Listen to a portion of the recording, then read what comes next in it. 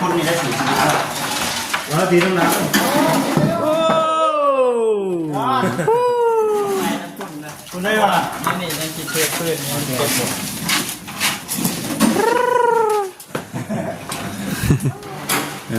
งานทำมาก่อนคือว่าเขามาได้เลยมันต้องดีอะไรนั่นเล่นหรอหน้าก็ขาดเลยเริ่มไปเริ่มตึงกำลังลายนี่บอกครับเนาะเนาะบ่เบี้ยงให้นี่เนาะ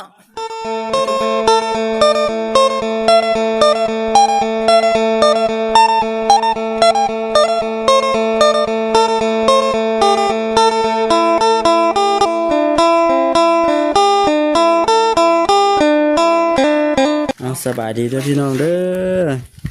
ได้แล้วบ่สบายดี FC เบิดจุกูสู่คนบ่นะได้แล้วบ่ทางฝั่งลาวฝั่งไทยทางต่างประเทศเด้อพี่น้อง FC เด้อพี่น้องเนาะก่อนอื่นจะกราบทักทายสบายดีด้วยพี่น้องเด้อเนาะฮ้อนน้องดาวมานี่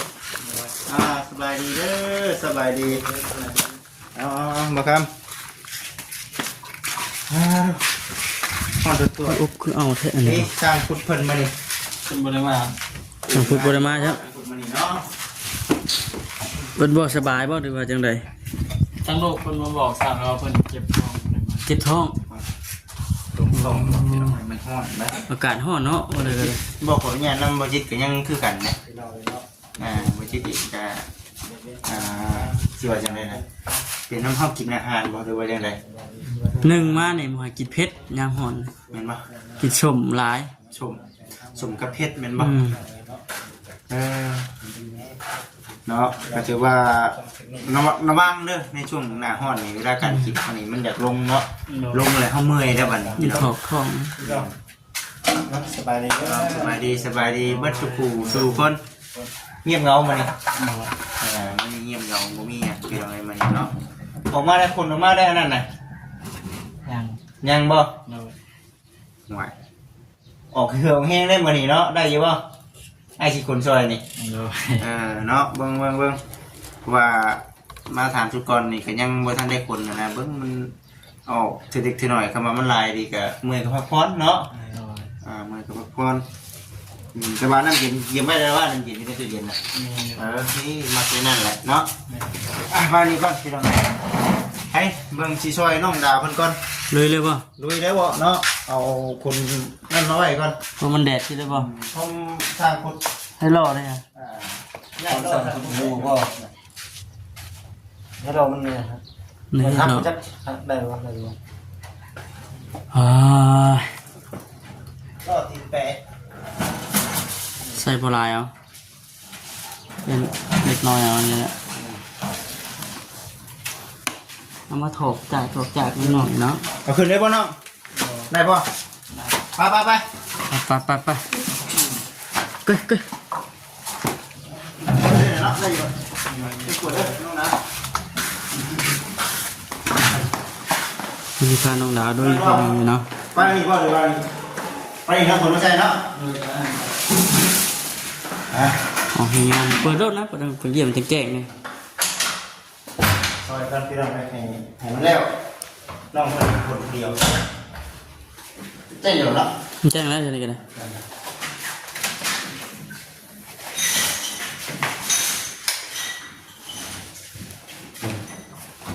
ตัวทุกเรื่องทุกเรื่องเนาะนี่เด็กคนเก็บก่อนนี้ก่อนนะช่วยมะนาวก่อน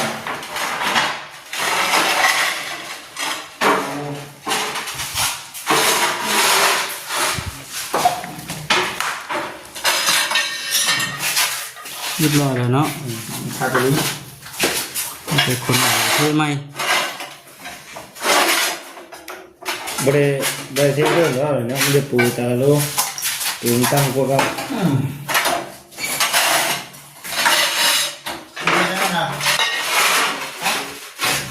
ขาดอะไรป่ะตัวแก้ในบรรทุกแทนบ้างนะแต่งกันบ่แต่งเลย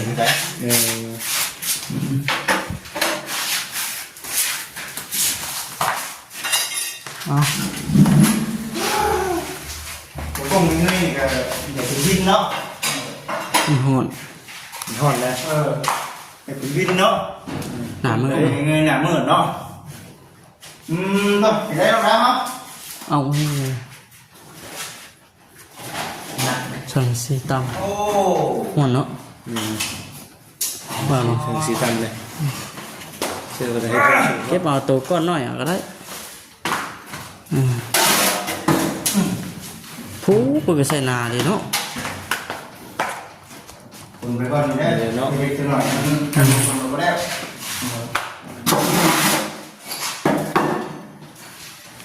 มาก็ได้บอกซ้ำเลย เฮ็ดได้ป่ะนี่จะใส่ก็เฮ็ดได้มันนิบใส่บ่นิบใส่ก่อน เดี๋ยวจะจอ ใส่ได้โทรมาน้องดาว ไปทำบุญไปทำบุญ แล้วคุณจะมาป่ะ แผ่นบ่ ใครโทรมา แผ่นบ่ มา แทนกัน โอ้หลายเนาะ นี่เนาะเลยหน่อยนี่ ตาย มาใส่ต้องกันเนาะ สวย ใส่เอาใส่ร่างใจเลยได้แล้วสู้กัน พอแล้วนี่ ได้ สู้เลยน้องดาว มาจิ้มจุ๋ยเนี่ย ระวังเลยตีโลเปจัง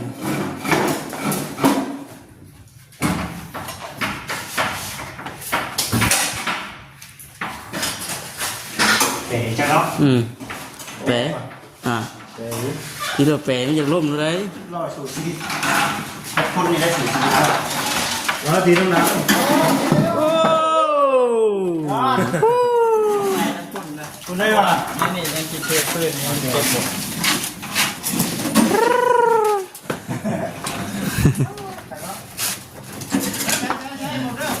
โม่ไปลงบุกอะไร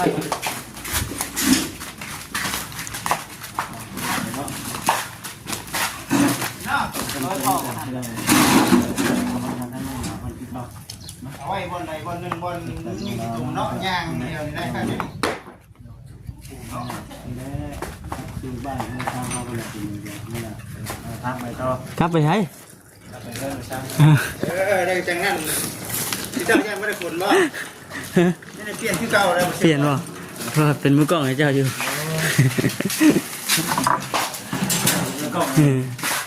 นี่ยับมาผีก็ได้ยับมาอีกมันจะมาจ่อประตูตามนี้บ่ นี่ถึงแล้ว ถือบ่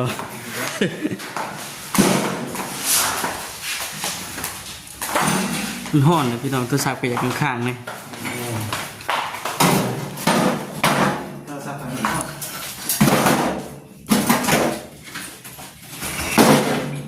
โอ้ยว่าใส่แช่ตู้เย็นไว้ โอ้เสร็จเสร็จได้แล้ว มันจะแช่กันบ่ เสร็จแล้วเสร็จนานแล้วจะคิดแล้ว เนาะ ห้องนี้ข้าวสักทีแล้วก็ เดี๋ยวเก่งดูสิเอาแล้วนี่ก็โอ้ยพระเจ้าจีเอาขึ้นมาได้เนี่ย เอานั่งขึ้น ปอดเถอะหามเอา พ่อ บ่ได้ได้ต้องน้องดาวยุกก่อนก็ได้ได้อยู่เนาะ โอ้ยเอาไว้นะมาทำ ยุกจิดอ่ะตีแล้วมันแปรได้ นะน้อง นอนแล้วไปเราเชิญมาที่กันนะสองก้อนกัน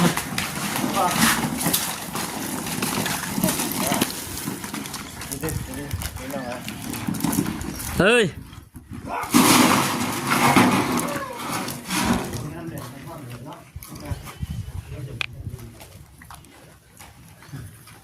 ไป บรรยากาศตอน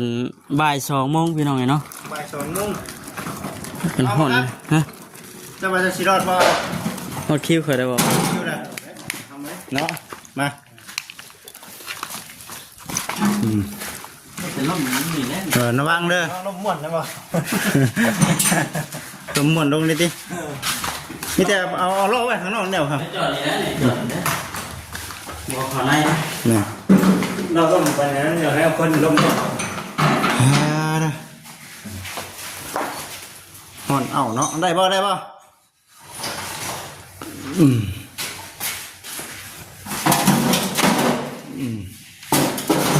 ทำรังยกเสาเขาลอยเสายังไงใช่ทั้งนี้เรามาทำอ่ะ ฮะ ใช่ยกยังกระสอบลอยเสายังยกได้หรอ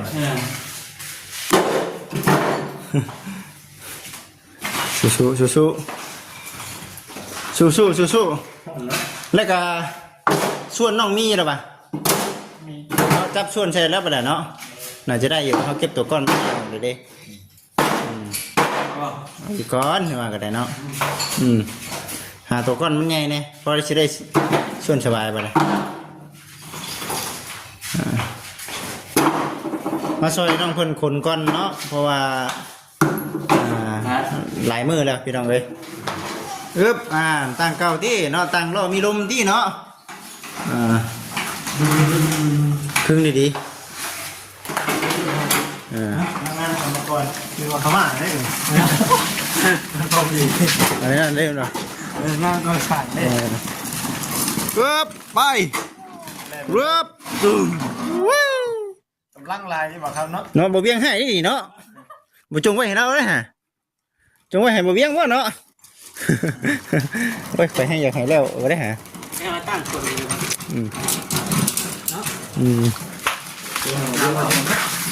ไม่ก็ไม่ก็เบี้ยง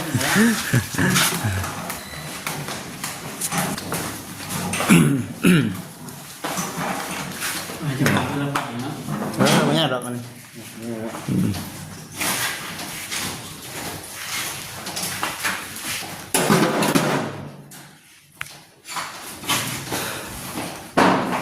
สวยงามคนเอาอะไรเติบเนาะเอาเนาะ เอาได้ เพราะว่าเราตำนะสังสีบ้าง คนเอาเด้อเก็บออกตัวใหญ่นะเนาะ มันจะส่วน ส่วนนี้เจ้าว่าเจ้าชิรอดป่ะเจ้าว่าชิรอดป่ะบ่รอดได้บ่เสียงนาบ่รอดได้ เนี่ยมันก็ให้บอกครับ พูดได้ว่าเนาะพูดได้สองรอดได้นี่เนาะขอคำรอนี่ เพื่อนมาแล้ว ช่วงชิได้แท้น้องดาวว่าได้ป่ะได้ เช็ดเหรอนะ ช่วยกันเนาะช่วยนี่ช่วยยังไง โอ้เนาะช่วยตัวมันแล้วช่วยตัวไหนดิ แต่มันแน่ช่วยไปไหนแต่มันแน่ ช่วยกินเนาะพอแล้วไปวันนี้บักคำไปเนาะทีนี้เจ้าต้องได้สองพูดเด้อเจ้าน่ะเด้อเกือบเลยไปอันนั้นเนาะมันส่วนอะไรที่ใช่ก็หามาอย่างไงคนนี้ตีโลกกาแฟเนาะปุ๊บจุ่ม มันแปรเลยมันสอดโดนได้ไร มันจิตว่าจะมาสอดหลายกว่าสอดเนาะยังไม่ได้ไปจอดชวนผุนเนาะชวน นั่นแหละบอกคือนาย ยังเด้อยังว่าเสียงหน้าเด้อยังหมดแล้วไปลองชวนบางนี่ชวนนี่บ่จิตก็บ่เสียนเข้าไปซื้อนี่พี่น้องก็จื้อเลยเนาะจื้อเลยชวนนึงมาตั้งแต่บ่จิตยังบ่ได้รับหน้าที่เป็นสะพานบุญให้กับรักผู้ใหญ่ได้กี้ดอกพี่น้องเอ้ยเพิ่นก็ว่าโอ้ยบ่จิตมาซื่อๆคือบ่เห็นหยังมาช่วยน้องดาวเนาะว่าซั่นคือเห็นหยังมาช่วยว่าซั่น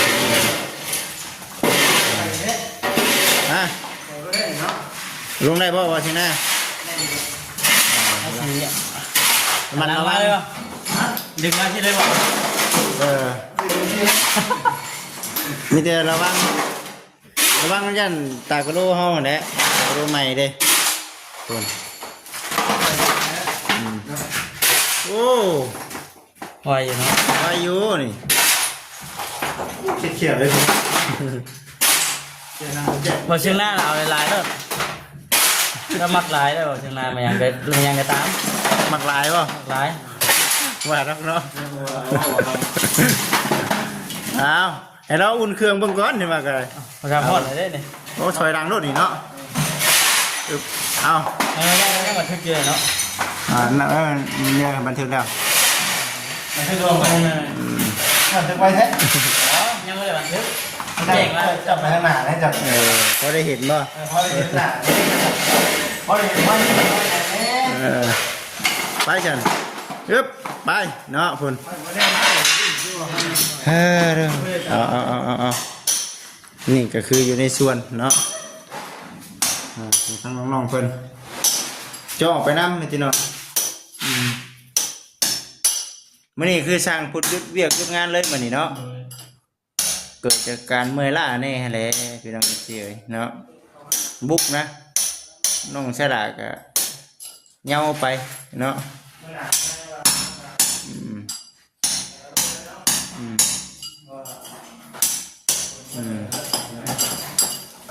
มา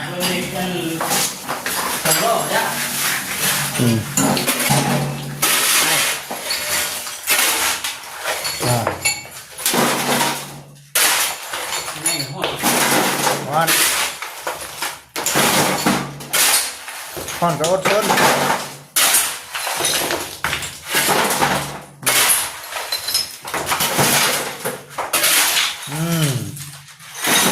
ตักปัญญาเอาบ่รอนี่บ่จิตเด้อบัดนี้แม่นแล้วอ่ะไหวบ่ได้อยู่เนาะไปเถอะแต่ดังเนาะระวังเด้อระวังกันนะตกกระดูเด้อปึ๊บไปปึ๊บระวังหากโปเต้เราพี่น้องเขาระวังอยู่ใช้ตัวห้องระวังเนาะนะอีกทีเบิ่งไปน้ำกันนั่นคือในช่วงน้องๆกำลังทำความสะอาดหรือว่าเก็บรายละเอียดเนาะมันขัดตัวเก่าแต่ว่าตัวนี้สิเอาตามลงจังน้อยตัวนี้เนาะได้อีกกันระวังเอาบัดนี้บ่ให้เจ๊อีกแล้วบัดนี้ได้เนาะตากระโลน่ะทั้งเพิ่นบอกว่าการลังคิดมาทางเบิ่งมื้อนี้เพิ่นว่าสิได้สิบ่เนาะเราใส่บ่จิตอยู่ทางเบิ่งว่าสิได้บ่เนาะว่าซั่นตาจะหน้าแต่หน้าติ้วแต่เด็กเลยมาไปทางเลาะจะบ่จิตบ่ได้อยู่เนาะรถใช่เลยได้พูดกัน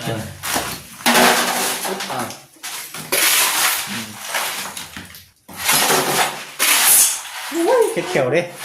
เข็ดเขียวเข็ดยอดซอยพี่เราเจอน้องๆเพื่อน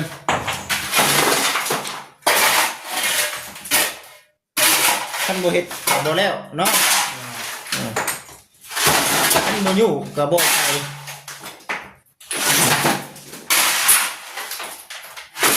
ใช่แล้วหน่อยใส่รถใช่ป่ะก็ป่ะตีกูใช่มักลายนะว่าใช่ไหมเนาะย่องมาเข้าไม่ย่องใช่ไหมมาคำย่องให้ยืนดิบอกตามที่จริงเหรอค่อยมันให้คนให้ย่องให้ยืนเดี๋ยวบอกไปซะแล้วพี่น้องเลยเนาะว่าอย่าว่าหัวกันน้องนุ่มพี่น้องเลยเนาะว่าใช่ไหมก็คือว่ามาน้ำมือเงินดำเงินเดือนจะต้องทำได้หรอกว่าใช่ไหมมา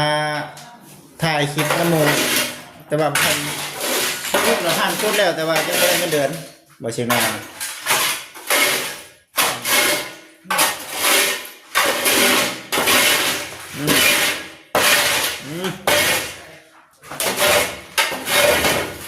โอ้คักปัญญาบาทนี้เนาะคักกระดีบาทนี่มาจะเป็นรอบสุดท้ายหรือว่าจะไหนเนาะมาว่าเชียงนา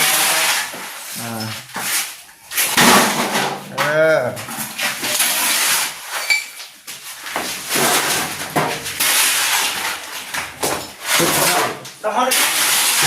ได้เก็บแบบขึ้นมาขนาดรถเนาะก็แปลรถนะเห็นบ่เย็นแล้วคือฮุบเลยหันนะ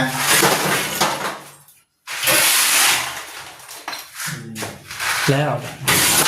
แซ่มานี่เอาเรียงหามือรถ เรียงบริสุทธิ์เนาะ ระเบียงบริสุทธิ์จับเนาะ มาไว้รับก่อนหนึง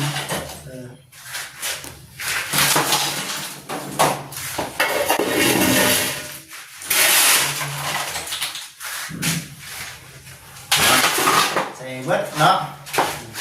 เป็นไรมาใส่ตอนนี้คนชั่วหลายเนาะคือว่าผมเยอะเกินเนื้อ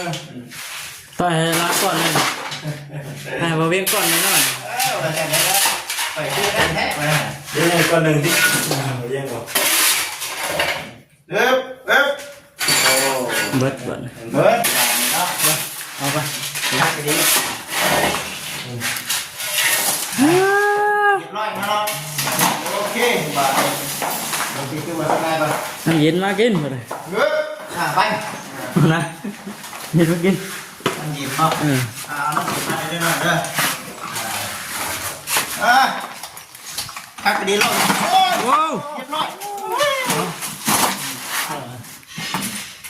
เทียไอ้กระเทียมนี่นะ โอ้ยแต่จะอยู่รอดชีวิตอยู่ ให้ชัวร์ไปเดี๋ยวนี้มาเราที่ท่ายชุดทักไปนี้ครับ